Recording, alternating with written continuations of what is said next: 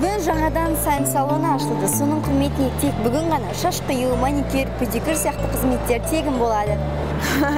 Мен маникюр мен педикюрді не қыламын? Біреуге сыйлық жасасаңыз болады. Анаңызға, әпкеңізге, немесе құрбыңызға.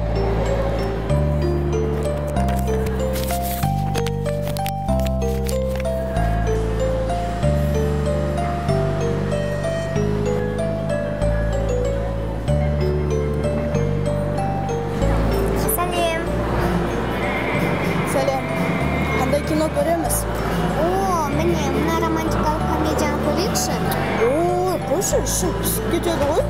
Жоқ, мен құрбыларымнан естігем, өте жақсы кино деген. Оны көргенше, мультфильмді көрген артық емес пе? Жоқ, мен кішкентай балалар құсап, мультфильм көрмеймін. Міне, таптым, мына киноны көрейік. Бұл не? Боевик пе? Жоқ, мен атыс шабыс кино көргім келмейді. Жаңағы мен таңдаған киноны көрейік.